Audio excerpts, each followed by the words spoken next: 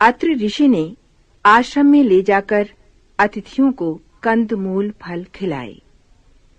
भक्त वत्सल कृपालु प्रभु का विधिवत पूजन करते हुए अत्रि ऋषि ने स्तुतिगान द्वारा अपने हृदय के उद्गार प्रकट किए। जो मनुष्य ईर्ष्या द्वेष से मुक्त होकर प्रभु के चरणों में नेह लगाते हैं, उन्हें मर्त्य लोक में बार बार के आवागमन से मुक्ति मिल जाती है। हे श्री राम, मैं आपको नमस्कार करता हूँ और आपके चरण कमलों में सतत भक्ति की याचना करता हूँ।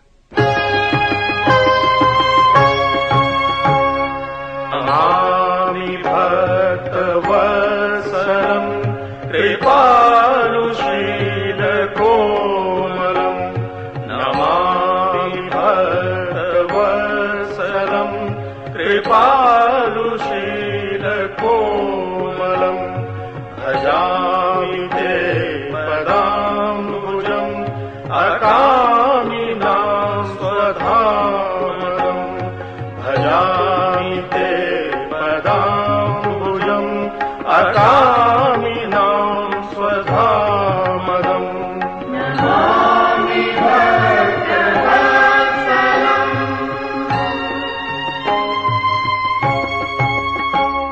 निकामश्याम सुन्दरम् भवाम्बुनाथमन्दरम्, निकामश्याम सुन्दरम् भवाम्बुनाथमन्दरम्, प्रफुल्लकञ्जलोचनम् मदादिदोषमोचनम्।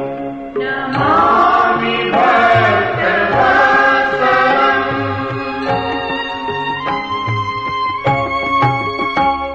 प्रलम्ब बाहु विक्रमम् प्रभो प्रमेय वैभवम्, प्रलम्ब बाहु विक्रमम् प्रभो प्रमेय वैभवम्, निषङ्ग चापसायकम् धरम् त्रिलोकनायकम्।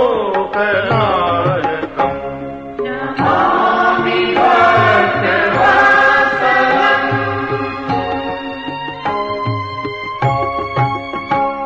दिनेश वंशमण्डलम् महेश चापखण्डनम्,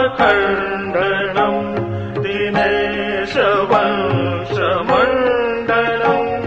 महेश चापखण्डनम्, मुनीन्द्र सन्तरञ्जनम् सुरारिवृन्दभञ्जनम्। नमामि भक्तवत्सलम्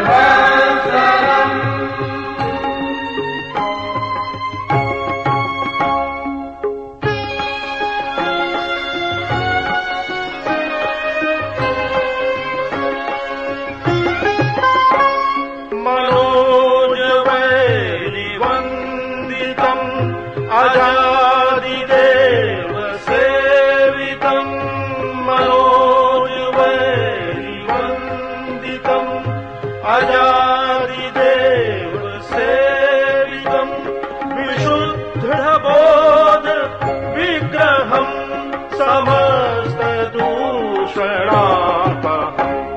नमामि भक्तवत्सलम्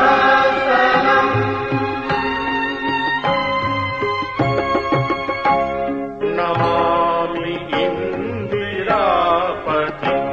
सुखाकरम् सतां गतिम्, नमामि इन्दिरापतिम्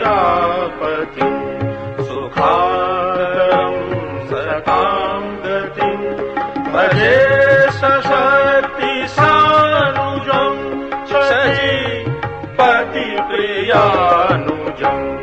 नमामि भक्तवत्सलम्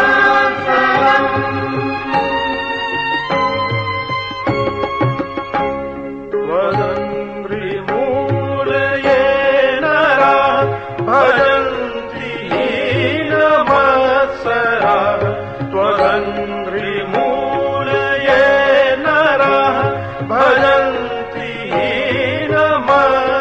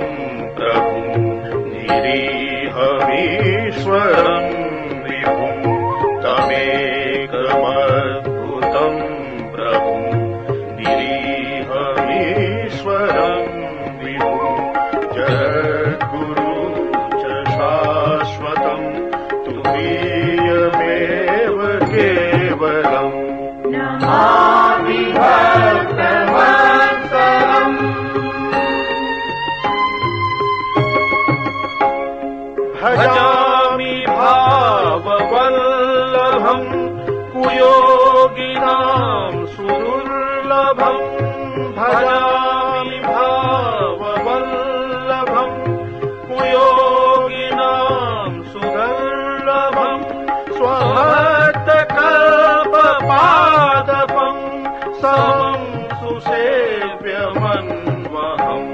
नमामि भक्तवत्सलम्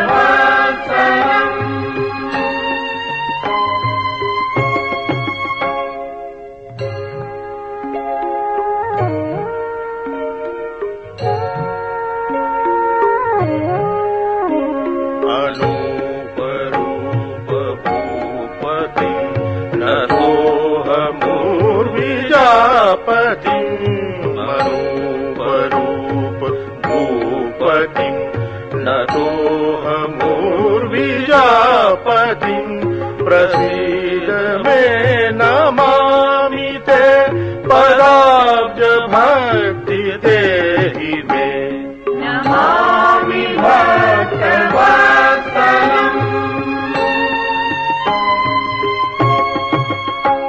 पठन्ति ये स्तवम् इदम् नरादरेण ते पदम् व्रजन्ति नात्र संशयम् त्वदि